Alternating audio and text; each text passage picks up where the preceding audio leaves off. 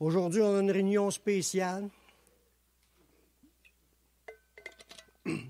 consacrée à une ordonnance du Seigneur. Quand on dit une ordonnance, c'est quelque chose qui nous a ordonné. Qui de vous pense qu'à chaque fois que Jésus nous demande de faire quelque chose, bien, qui pense que c'est juste des suggestions?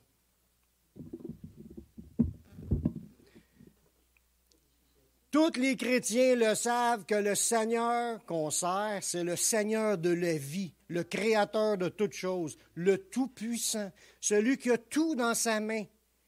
Puis quand il dit de faire quelque chose, ce n'est pas des suggestions, c'est des ordres. On est ses serviteurs, on ne s'appartient plus. On s'est donné à lui, il nous a rachetés, puis là, on s'est donné à lui volontairement. Qui de nous s'est engagé à suivre Jésus? Puis à chaque fois qu'on voit quelque chose, c'est pas juste la Sainte-Sainte, l'ordonnance. C'est pas juste de baptiser les gens des ordonnances. Toute la parole de Dieu qui nous demande de faire quelque chose, c'est des ordres. Il y a des choses que Dieu nous demande de répéter, comme la Sainte-Sainte, on va le voir tantôt, c'est pas le sujet d'aujourd'hui, mais on va en parler un petit peu. Il nous a demandé de refaire ces choses. Ça veut dire que ça devient, comme on appelle ça, des rituels. Les chrétiens évangéliques ont des rituels. Baptiser les disciples, c'est un rituel, c'est un rite, c'est un symbole qui démontre quelque chose qu'on a vécu spirituellement. Tu es né de nouveau, tu es enseveli avec Christ, mais là, tu te fais baptiser pour démontrer publiquement ce qui s'est passé dans ta vie. Tu es enseveli avec Christ, puis tu es ressuscité en nouveauté de vie. Amen. Le baptême est un rituel. Bien, il y a dans la vie chrétienne des rituels, des choses qu'il faut répéter parce que c'est des symboles, puis ça nous amène à quelque chose, à penser à quelque chose. Que ce soit la Sainte-Sainte, il dit « Faites ceci en mémoire de moi », mais ça, c'est pour se rappeler de lui. Dans le moment que tu vas répéter ce geste, tu vas te rappeler de ses souffrances, son corps qui a été brisé, son sang qui a été versé. Puis ça te rappelle, tu annonces publiquement que le Seigneur est mort, puis il est ressuscité pour notre salut, puis qu'il va revenir bientôt. Aujourd'hui, on va voir une autre ordonnance qu'on n'entend pas souvent parler aujourd'hui. Je sais qu'il y en a qui vont tomber assis sur le chaise, mais ils sont déjà assis, fait qu'on ne peut pas tomber plus pire qu'où ce qu'on est rendu. On peut rester surpris quand on entend ces choses-là pour la première fois, mais je vous demande d'être attentif. Prendre le temps d'écouter ce qui est expliqué là. Je crois que ça fait partie de la parole de Dieu. Puis vous allez le voir que c'est confirmé. Des fois, on prend juste un verset et on fait une doctrine avec ça. On ne peut pas faire une doctrine avec un seul verset. Il faut que tu regardes aussi s'il y a d'autres versets. C'est l'ensemble des versets qui fait la doctrine. Aujourd'hui, on va parler sur l'ordonnance du lavement des pieds, comme quoi que le Seigneur demande à ses disciples de se laver les pieds, comme lui, le Seigneur, l'a donné l'exemple. On va voir quelques paroles puis quelques gestes que le Seigneur Jésus a fait lors de son dernier repas avec ses disciples à la fête de Pâques. Quand Jésus était à son dernier repas, il était avec ses disciples. Il savait qu'il n'avait plus grand temps. Là, on va le voir dans le texte, ça va le dire tantôt. Il savait qu'il n'avait plus grand temps, que c'était à son dernier moment. Il dit, j'ai désiré vivement manger cette Pâque avec vous. Il savait que c'était la dernière. Puis, dans cette Pâque-là, dans cette fête-là, ce soir-là, dans le repas avec ses 12, il y a eu de quoi de spécial. Il y a eu 2 ordonnances ordonnées par le Seigneur. Vous allez le voir.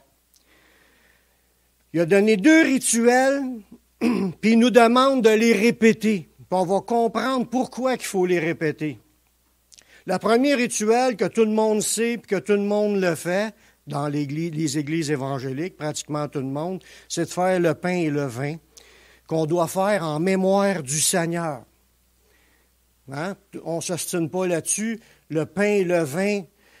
Regardez dans Luc, le chapitre 29, le verset 19. Pour ceux qui ont le Bible, les autres peuvent suivre les versets au tableau. Ensuite, il prit du pain, puis après avoir rendu grâce, il le rompit, puis leur donna en disant, « Ceci est mon corps qui est donné pour vous. Faites ceci en mémoire de moi. » Je vais vous apprendre quelque chose aujourd'hui, je suis sûr. C'est le seul endroit dans le Nouveau Testament que Jésus dit, dans les 4 évangiles, que Jésus dit de répéter le geste de la Sainte Seine. C'est juste dans Luc, au chapitre 22, le verset 19, qui dit « Faites ceci en mémoire de moi ».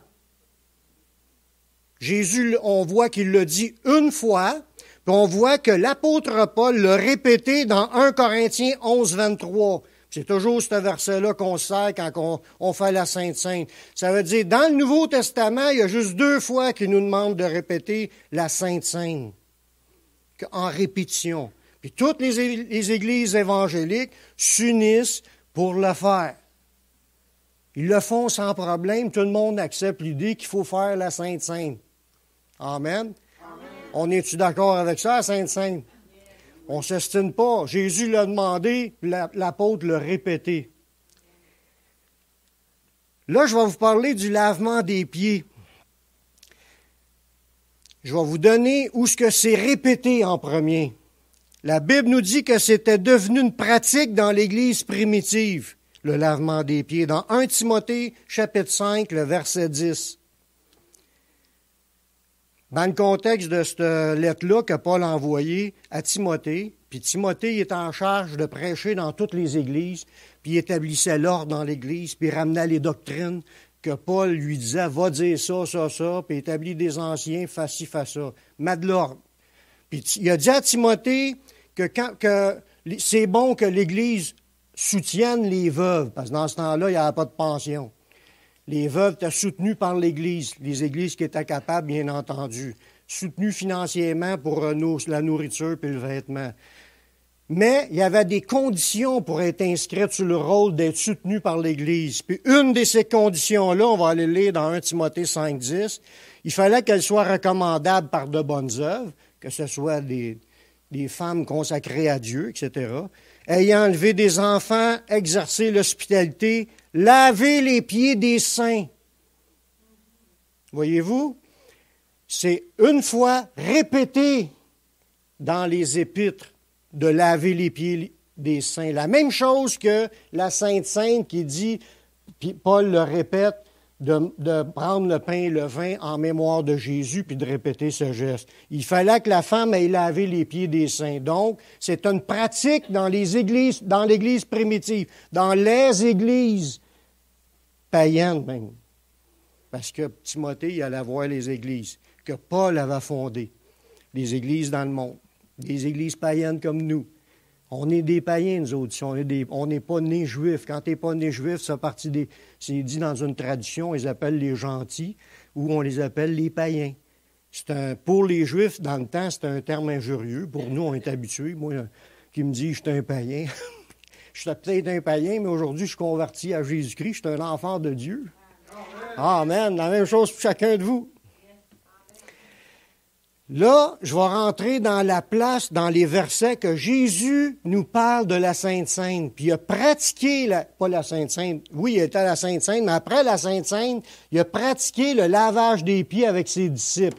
Puis là, on va regarder ce que Jésus a fait, ce que Jésus a dit. C'est important qu'on comprenne cela, parce que Jésus nous l'a répété plusieurs fois dans ce texte-là qu'il fallait le mettre en pratique.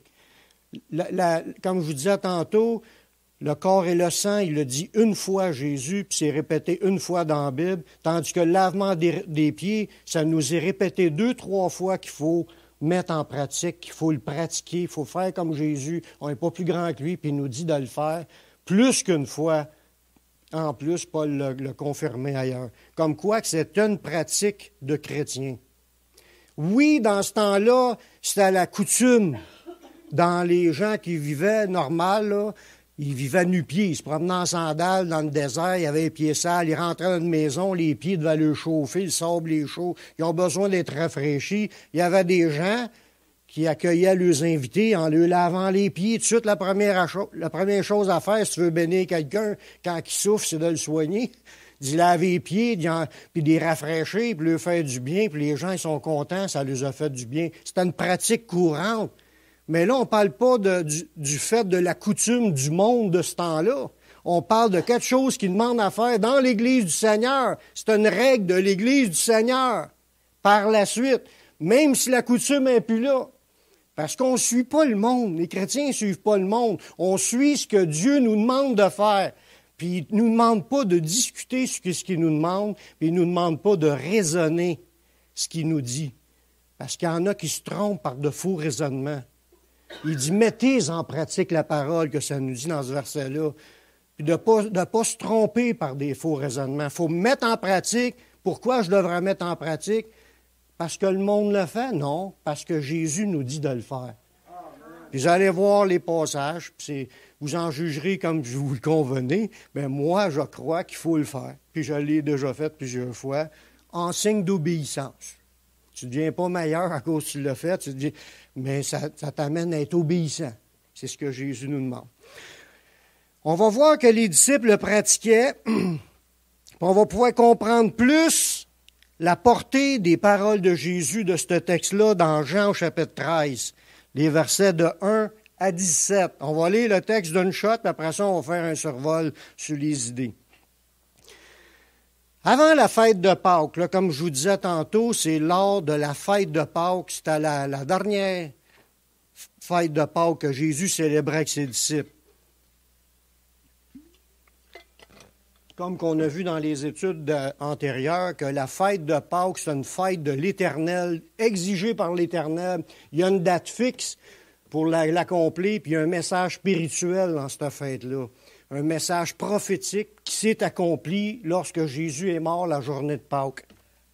Parce qu'il était l'agneau de Dieu envoyé pour enlever le péché du monde. C'est lui qui était l'agneau sacrifié, puis que son sang, tu le mets sur ton gondrage de ton être, parce que c'est pas sur le gondrage de la porte, puis tu es pardonné de tes péchés. Alléluia.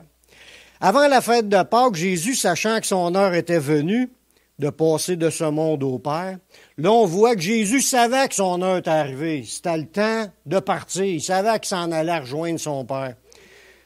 Et ayant aimé les siens qui étaient dans le monde, parce que tout le long, Jésus aimait tout le monde, en particulier les siens, bien, il a mis le comble à son amour pour eux. Pendant le souper, lorsque le diable avait déjà inspiré au cœur de Judas Iscariote, fils de Simon, le dessein de le livrer, Jésus, qui savait que le Père avait remis toutes choses entre ses mains, qu'il était venu de Dieu, puis qu'il s'en allait à Dieu, bien, il se leva de table, il ôta ses vêtements, puis il prit un linge dont il se fit une ceinture, dont il se ceignit. Ensuite, il versa de l'eau dans un bassin, comme vous voyez les petits bassins qui sont là. Il se mit à laver les pieds des disciples et à les essuyer avec le linge dont il était ceinturé, qui avait une ceinture. Il a lavé les pieds de ses disciples. Il vint donc à Simon-Pierre, puis Pierre lui dit, « Toi, Seigneur, tu vas me laver les pieds? » Jésus lui répondit, « Ce que je fais là, tu ne comprends pas maintenant, mais tu comprendras bientôt. » Pierre lui dit, « Non, jamais tu vas me laver les pieds. » Jésus lui répondit, « Si je te lave, tu n'auras pas de part avec moi. » Ah, bien là, Simon-Pierre a dit, « Seigneur, non seulement les pieds, mais encore les mains et la tête. » Là, il voulait tout se faire laver. Jésus lui dit, « Celui qui est lavé n'a besoin que de laver ses pieds pour être entièrement pur. Et vous êtes purs, mais non pas tous, car il connaissait celui qui le livrait. C'est pourquoi il dit, vous n'êtes pas tous purs. » Après qu'il leur eut lavé les pieds et qu'il eut pris ses vêtements, il se remit à table et leur dit, « Comprenez-vous ce que je vous ai fait? Vous m'appelez Maître et Seigneur, et vous le dites bien car je le suis. Si donc je vous ai lavé les pieds, moi, le Seigneur et le Maître, vous devez aussi vous laver les pieds les uns aux autres, car je vous ai donné un exemple afin que vous fassiez comme je vous ai fait. En vérité, je vous le dis, le serviteur n'est pas plus grand que son Seigneur, ni l'apôtre plus grand que celui qui l'a envoyé. Même les apôtres ne sont pas plus grands qu'un envoyé, fait qu'il faut qu'ils le fassent eux autres aussi. Si donc vous savez ces choses, vous êtes heureux, pourvu que vous les pratiquiez. Amen. Ça, c'est le texte qu'on étudie aujourd'hui pour voir, est-ce que là-dedans, il y a une allusion qu'il faudra peut-être pratiquer ce geste de laver les pieds. Dans cet enseignement, Jésus nous apprend, premièrement, comment aimer les autres. C'est facile d'aimer en parole puis de dire que je t'aime. Mais la Bible nous dit, n'aimez pas juste en parole, mais en action et en vérité. Faire des gestes qui nous amènent à démontrer qu'on aime. Aimer, c'est pas le feeling, c'est pas la disposition intérieure. Aimer, c'est le geste qui démontre à l'autre que tu l'aimes. Ça se peut que tu n'aies même pas un bon feeling, mais parce que tu veux l'aimer selon Dieu, tu vas faire des gestes envers l'autre pour l'aider, pour le bénir, pour lui faire du bien, pour secourir, pour le servir. Jésus, dans cet exemple-là, il a voulu nous montrer que lui, qui était le Seigneur, il dit, moi, je vais vous montrer comment est-ce qu'on aime quelqu'un, puis il s'est mis à laver les pieds de ses disciples, qui était l'affaire la plus soulageante pour le monde qui arrivait dans la maison cette journée-là. Mais d'habitude, c'était un serviteur qui faisait ça. Puis lui, le Seigneur de la vie, le Créateur de toutes choses, s'est humilié, s'est abaissé, puis il l'a fait de laver les pieds de ses disciples. Il n'était pas plus grand que les autres. Il était un serviteur. Il est venu pour servir, puis donner sa vie en rançon pour tous. Dans le verset 1 du chapitre 13, ça nous dit qu'avant la fête de Pâques, Jésus savait que son heure était venue de passer de ce monde au Père, puis il aimait les siens, il aimait son Église, il aimait ses disciples. Dieu a tellement aimé le monde qu'il a décidé de descendre sur la terre pour venir s'offrir en sacrifice, d'accepter de souffrir pour payer la dette des péchés de tout le monde. Fait qu'il les a aimés. Mais là, à ce moment-là, ça dit qu'il a mis le comble à son amour. C'est un geste-là qui semble ridicule pour bien du monde ou humiliant pour d'autres. C'est un geste que Jésus, ou même l'apôtre Jean, a considéré que c'est un geste d'un amour extrême, d'être en train de laver les pieds de l'autre. Il a mis le comble à son amour. Oui, dans le sacrifice, après, c'était l'incombe de son amour aussi, mais à servir, puis à être le serviteur de l'autre, puis être prêt à y laver les pieds. Il y a de quoi là. C'est quelque chose, cette phrase-là. Des fois, on lit ça de même, puis on ne s'arrête pas pour penser qu'il a mis le comble à son amour en devenant un serviteur d'un de ses disciples. S'il y en a un qui pouvait bien savoir, le savoir, puis il savait, ça nous dit qu'il savait qu'il s'en retournait à son Père, il savait que c'était la fin pour sa vie, puis il savait qu'il venait de Dieu, il savait qu'il était Dieu, fait homme. Il ne s'est pas pensé supérieur à personne, puis il a décidé de s'humilier comme un serviteur. Il savait, pleinement en connaissance de cause. Puis nous, des fois, on est juste des humains, des êtres humains, puis la Bible nous le dit de regarder les autres comme étant au-dessus de nous-mêmes. Puis des fois, on se pense supérieur. Tu penses que je vais y laver les pieds, moi? Tu penses que je vais faire ci, je vais faire ça pour une des brebis du Seigneur? Jésus, lui, l'a fait, puis il a lavé les pieds de tous ses disciples. Même Judas. Mais Judas n'était plus là. C'est pendant le souper que Judas il a eu à cœur de s'en aller pour aller vendre Jésus, mais j'ai oublié de regarder ce détail-là. S'il était présent... Non, Judas était déjà parti. Mais quand même, s'il aurait été là, il aurait lavé les pieds. Mais le geste, c'était le comble de son amour.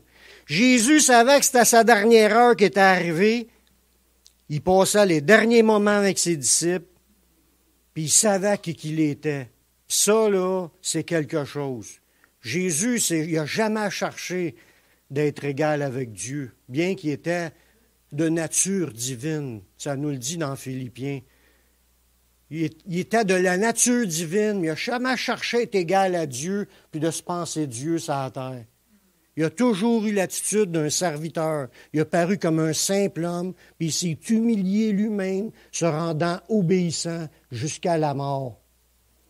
Fait que quand il a accompli ça, ce geste d'humilité-là, en dessous des autres, jusqu'à sa mort,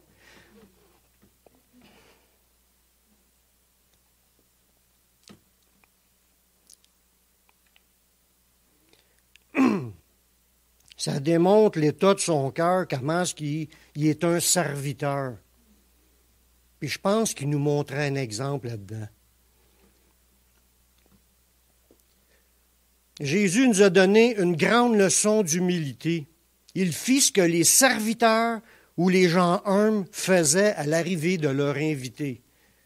Parce que ceux qui étaient riches, là, c'est pas eux autres qui lavaient les pieds de ses disciples en général. Il y avait des serviteurs. Il engageait du monde, c'est la job des serviteurs. Les plus petits de la gang, tu sais. Ceux que tu leur donnes un salaire pour faire les choses que tu ne veux pas faire. Il y a certaines personnes qui, comme à un moment donné, ça raconte l'histoire, Jésus rentre dans... Puis Simon, qui était là, un Simon, lui, il n'a pas lavé les pieds de Jésus. Il dit, je suis rentré, puis il dit, tu ne m'as pas lavé les pieds. Puis elle, la prostituée, est venue me laver les pieds avec ses larmes, puis elle les essuyait avec ses cheveux.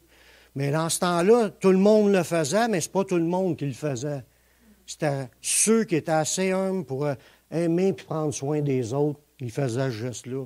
Jésus l'a fait. Ça nous dit dans Jean, chapitre 13, versets 4 et 5, il dit, « Il se leva de table, il ôta ses vêtements, puis il prit un linge dont il se fit une ceinture. » Quand on dit qu'il ôtait ses vêtements, ça ne veut pas dire qu'il était flambant nu, parce qu'il y avait des sous-vêtements dans ce temps-là.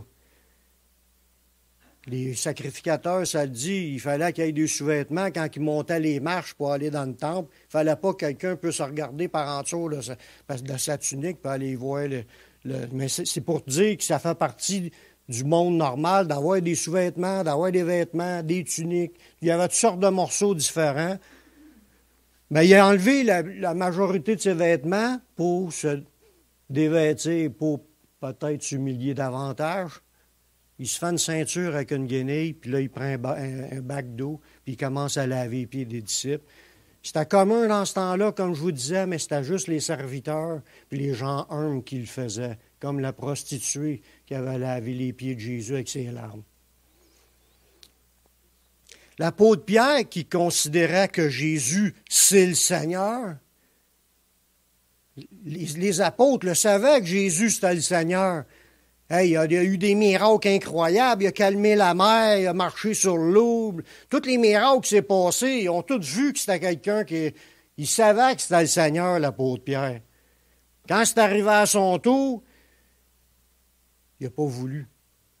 Toi, Seigneur, tu vas me laver les pieds. Ça voudrait peut-être dire, moi, je te les laverai les pieds, mais pas toi qui vas me laver les pieds. Il ne voulait pas se faire laver les pieds. Pourquoi qu'il ne voulait pas? C'est parce qu'il ne comprenait pas le but du lavage des pieds. C'est ça qu'il faut comprendre. Jésus dit, tu ne le comprends pas maintenant, mais tu vas le comprendre bientôt. C'est ce qu'il a dit. L'apôtre Pierre, au verset 6, il vint donc à Simon-Pierre, et Pierre lui dit, toi, Seigneur, tu vas me laver les pieds. Tu es ben trop grand, tu es le Créateur, tu es Dieu, tu es le Seigneur de la vie. J'accepterai pas de me faire laver les pieds par toi. C'est ça le job du serviteur de faire ça. C'est ça qu'il devait penser en son arrière. C'était pas pour mal faire, c'est pas parce qu'il ne voulait pas faire la volonté de Dieu, mais c'était trop humiliant de demander de se laisser Jésus s'humilier, faire cela. Là. Sur le coup, Pierre ne comprenait pas pourquoi Jésus voulait lui laver les pieds. Mais Jésus lui a dit, ce que je fais, dans le verset 7, ce que je fais, tu ne comprends pas maintenant, mais tu vas le comprendre bientôt. Parce qu'il y a de quoi à comprendre quand on fait ce geste-là. Il y a des choses à comprendre. Quand Jésus fait de quoi, c'est parce qu'il voulait nous passer un message aussi. Pas juste le fait de laver. Oui, ça fait du bien de laver, mais il y a un message plus profond là-dedans. Puis il a dit à Pierre, tu vas comprendre pourquoi faut que je te lave les pieds. Puis là, Jésus a rajouté de quoi pour y dire, là, c'est important que je te lave les pieds. Il n'est pas question que tu ne veuilles pas, là. C'est ça qu'il est en train de dire. Il dit à Pierre qu'il était impératif d'accepter de se laisser laver les pieds par Jésus. Il a dit à Pierre, si je ne te lave pas, tu ne rentreras pas tu n'auras pas de part avec moi. Dans Jean 3, le verset 8. Pierre, il continue à s'opposer, même s'il venait de se faire dire que par Jésus, tu ne comprends pas, mais tu vas comprendre, mais il continue à s'opposer. Non, jamais tu vas me laver les pieds. Jésus lui répondit, si je ne te lave, si je ne te lave pas les pieds, là, tu n'auras pas de part avec moi. Il n'a pas laissé de choix. C'était quelque chose qu'il fallait qu'il passe par là, de se faire laver les pieds par Jésus. Parce que Jésus l'exigeait. Si Jésus l'exige, qu'est-ce qu'on doit faire? On le fait. C'est une exigence divine. C'est Dieu qui dit de le faire, puis il dit, si tu ne le fais pas, tu n'auras pas de part. Ça veut dire, accepte donc tout de suite d'obéir à ce que Jésus demande. Amen. Puis c'est bénissant de le faire quand tu le fais tout de suite. Même à reculons. Le faire de reculons, au moins tu l'as fait. Tu comprends pas. On ne comprend pas tout le temps. Puis on n'est pas obligé de tout comprendre pour recommencer à obéir. C'est ça qui est le point aussi. Il a dit, faut que je te lave, puis tout de suite, comprends pas, fallait donc. Ça coûte-tu quelque chose d'obéir? Oui, des fois. Mais en temps normal, ça rapporte d'obéir au Seigneur, même si on ne comprend pas, mais Jésus nous dit qu'on va comprendre plus tard. Amen. Quand Pierre a compris que c'était important à ce niveau-là, « Hey, je vais rentrer au ciel, moi je vais y aller, avoir une part avec Jésus. » Quand il a compris que c'était si important que ça, mais il dit, il voulait tout se faire laver. Il dit dans Jean chapitre 13, verset 9, Simon-Pierre lui dit, « Seigneur, non seulement les pieds, mais encore les mains et la tête. » Là, il voulait tout se faire laver. Puis c'est ça qui est beau, que tu comprends pas, mais après ça, tu as eu assez de pensée pour t'amener à comprendre que là, wow, tout de suite, tu te mets à obéir. Parce qu'à la base, on veut obéir. Qui veut suivre le Seigneur sans obéir au Seigneur? On veut suivre le Seigneur pour obéir au Seigneur. S'il nous demande de quoi, yes, sir. Il faut être des yes men, des hommes et des femmes qui disent yes. Yes, des yes women. Il faut dire oui au Seigneur. Toutes les 10 autres, ils ont dit oui, c'est juste lui que il y a une incompréhension, mais 2, 3 explications, puis il était prêt à vouloir tout se faire laver. Puis là, Jésus il explique les vérités spirituelles dans ce geste.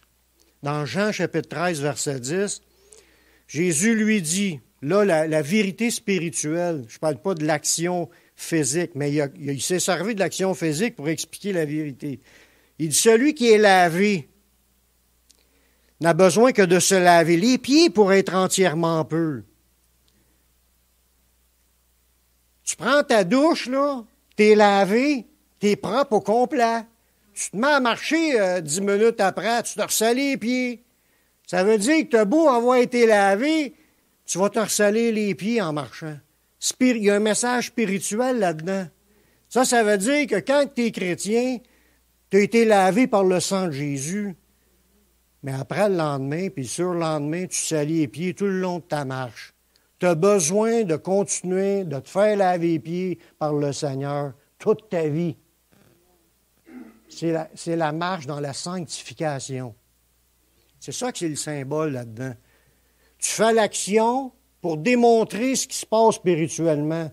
Le baptême, comme je l'ai expliqué tantôt, on se fait baptiser d'eau, mais le baptême ne sauve pas. Mais le baptême démontre ce qui s'est passé dans ta vie spirituellement.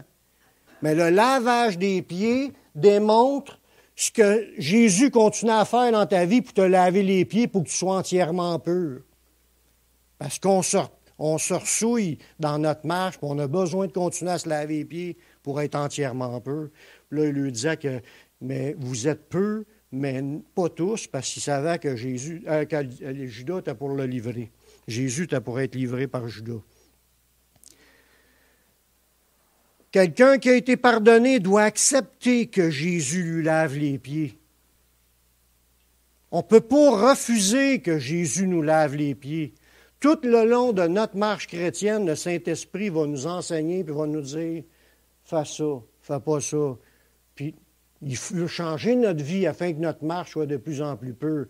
Confesse tes péchés, demande pardon, que le sang de Jésus te purifie. Il faut que tu continues à te faire purifier de tes souillures que tu as. Tu marches, puis tu fais encore des choses qui ne sont pas de Dieu. Tu as besoin d'être purifié tout le long de ta vie. Fait que ce symbole-là, du lavage des pieds, démontre ce qui se passe dans la vie d'un croyant. Que le Seigneur le conduit dans la sanctification toute sa vie. Puis tu ne peux pas refuser ce que le Seigneur veut faire dans ta vie. Quand il dit rechercher la paix avec tous et la sanctification, sans laquelle personne ne verra le Seigneur.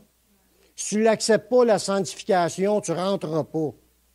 Ça, c'est d'appeler ça péché volontairement après l'avoir reçu. On voit ça dans Romains au chapitre 10. Jésus posait la question pour voir si tous comprenaient le geste. Dans Jean 13, verset 12, après qu'il leur eut lavé les pieds et qu'il eut pris ses vêtements, il se remit à table puis il leur dit, « Comprenez-vous ce que je vous ai fait? » Tantôt, il a dit à Pierre, « Tu vas comprendre bientôt. » Mais là, il le demande à tout le monde, hey, « Comprenez-vous ce qui est quoi la profondeur de ce geste-là? » Si je vous pose la question, comprenez-vous l'importance du lavement des pieds?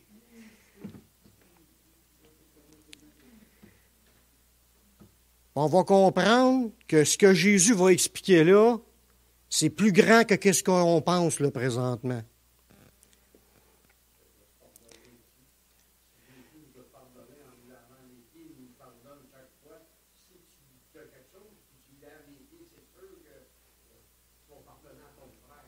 Ça en est un exemple.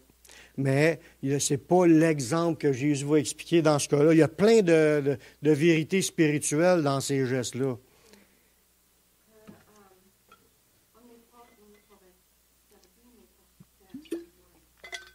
Oui, c'est plus le point. On n'est pas venu pour être servi, on est venu on était racheté pour servir. Regardez bien, Jésus confirme qu'il est le Maître et le Seigneur. Dans Jean 13, 13, on continue. Vous m'appelez Maître, Seigneur, et vous le dites bien car je le suis. Jésus, c'est vraiment le maître de la vie, le Seigneur de la vie. Même quand il parlait du sabbat, Jésus, c'est le maître du sabbat. Le Fils de l'homme, c'est le maître du sabbat. Pour ça que les Juifs se réunissaient le sabbat. Puis ils se réunissaient pour rencontrer l'Éternel. Puis le maître, que le mot-là qui veut dire Seigneur, dans le mot grec, Jésus, c'est le Seigneur du sabbat envers qui on donne le service, le culte. Fait que, il dit, vous m'appelez Maître et Seigneur, puis vous le dites bien car je le suis. Il dit lui-même qu'il est le Dieu qui doit être servi pendant les sabbats. Vous m'appelez Maître et Seigneur, puis vous le dites bien car je le suis. Puis là, il nous demande de faire ce geste entre nous, comme lui, le Seigneur, l'a fait. Dans Jean 13, versets 14 et 15. Si donc je vous ai lavé les pieds, moi, le Seigneur et le Maître, vous dites, je suis le Seigneur et le Maître, c'est vrai que je le suis. Si donc moi, le Seigneur et le Maître, je vous ai lavé les pieds, vous devez aussi vous laver les pieds les uns les autres. Car je vous ai donné un exemple afin que vous fassiez comme je vous ai fait. On ne parle pas ici de la sanctification, parce que Jésus n'avait pas encore commencé la sanctification par le Saint-Esprit. Il ne parle pas de l'œuvre future du Saint-Esprit dans la vie du croyant, de le conduire dans le lavage des pieds, dans le sens spirituel de la sanctification. Jésus venait juste de leur laver les pieds dans le geste symbolique. Puis il dit, moi, je viens de vous laver les pieds, moi, le Seigneur et la Maître, vous devez aussi vous laver les pieds les uns aux autres. Puis le verset 15, « Car je vous ai donné un exemple. » Jésus est venu pour donner l'exemple. Sa vie, c'est notre modèle, c'est notre exemple. La vie de Jésus, même s'il était Dieu en nature, avant, il a accepté de s'humilier comme un simple homme, puis il est devenu serviteur des autres. Puis il dit que lui, s'il est de même, il nous a donné l'exemple, puis il nous demande de passer par là pour faire comme notre Seigneur. Amen. Je vous ai donné un exemple afin que vous fassiez comme je vous ai fait. Le Seigneur l'a fait, puis il veut qu'on le fasse par obéissance, en suivant ses traces, en suivant son exemple. Quand il dit « afin que vous fassiez comme je vous ai fait », le mot « fassiez » en grec, là, afin que vous pratiquiez, afin que vous exécutez, afin que tu fabriques une chose à partir de quelque chose, afin que tu puisses le faire. ce qu'ils viennent de te montrer comme exemple. C'était pas juste une théorie. Il y a quelque chose à passer aux actes, à pratiquer, à exécuter. Parce que c'est un ordre de notre Seigneur. Il y a deux vérités spirituelles qu'on doit accepter, qui sont démontrées dans ce geste-là de pratiquer le lavement des pieds. La première, c'est d'accepter avec humilité de se faire laver les pieds par un frère. Tu acceptes qu'un autre vienne te toucher, tu acceptes qu'un autre qui soit utilisé par Dieu pour obéir à Dieu, pour venir te laver les pieds. Ça, c'est le geste pratique, physique, mais ça a une pensée morale. Pour la suite, tu acceptes qu'un frère pourrait être utilisé par le Seigneur pour venir corriger ta conduite, corriger ta voie. Tu acceptes que Jésus n'utilise un autre, puis que l'autre y aille avec humilité comme un serviteur pour venir te dire que ce que tu es en train de faire là, c'est pas correct, puis il veut te laver les pieds, puis il veut que tu t'en renlignes dans la vérité. Ça va jusque-là, là, l'exemple. C'est sûr qu'il y a une suite dans toute cette idée-là, mais ça commence là, puis ça veut dire beaucoup quand tu rentres là-dedans, puis que tu acceptes d'être par Dieu, de laver les pieds des autres. Mais ça commence là. Parce que si tu n'acceptes pas de laver les pieds de quelqu'un ici, là, parce que tu dis, moi, jamais je vais laver les pieds de quelqu'un. Pas de lui non plus, tu sais. Parce que là, on se pense là, puis qu'on le pense là. Ça, c'est de l'orgueil. C'est le contraire complètement de la pensée de Jésus. Que lui, il était le Seigneur, puis il l'a fait. La deuxième idée spirituelle, c'est d'accepter que Jésus nous utilise pour laver les pieds des autres. Là, tu t'humilies, tu laves les pieds, tu acceptes que Jésus te dise de le faire, tu vas le faire physiquement, puis là, les personnes, Jésus va t'utiliser pour laver, peut-être aussi moralement, la conduite de quelqu'un. Tu acceptes. Quand il dit dans la Bible, soyez serviteurs les uns des autres, ça veut dire qu'on voit tous les autres comme étant au-dessus de nous-mêmes, c'est un autre verset, puis on doit être au service des autres. Tu acceptes que Jésus te conduise là-dedans, puis qu'il t'utilise.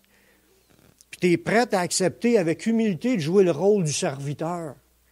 Parce que c'était le serviteur ou l'esclave ou quelqu'un de très humble qui le faisait, puis c'est à notre tour de devenir humble comme Jésus. Si Jésus a accepté de s'y soumettre à cette chose-là, je crois que c'est le Père qui a dit à Jésus qu'il fallait que tu le fasses avec tes disciples. Jésus, tout le long de sa vie, il disait « Je fais les œuvres que le Père me montre ». Fait que là, quand il est en train de faire ça, c'était la dernière chose, la dernière plus grande marque d'amour qu'il ne pourra pas donner à ses disciples. Il a mis le comble à son amour pour eux. Il dit c'était de leur montrer comment s'aimer et de se servir les uns les autres. Si Jésus a accepté de s'y soumettre, nous devons aussi l'accepter. Nous ne sommes pas plus grands que Jésus.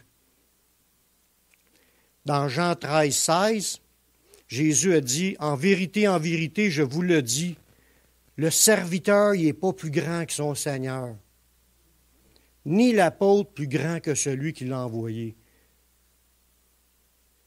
Si vous savez ces choses, vous êtes heureux pourvu que vous les pratiquiez. Y a-t-il quelqu'un qui se pense plus grand que Jésus? Il n'y a pas de main levée. On n'est pas plus grand, frères et sœurs. Si Jésus l'a accepté, puis dans ces textes-là, il y a plus de fois qu'il nous demande de faire cela que de fois qu'il nous a demandé de répéter, de prendre du pain et du vin. Il l'a répété juste une fois, puis tout le monde l'a fait. Ici, dans ce texte-là, on voit qu'il l'a répété 3, 4, 5 fois de dire qu'il fallait le faire, puis il n'y a pas grand monde qui veut le faire. Mais je crois qu'il faut le faire. Pourquoi je crois qu'il faut le faire? Parce que c'est écrit dans la Bible qu'il fallait le faire. Puis c'est la parole du Seigneur. Puis on veut suivre ce que le Seigneur nous demande.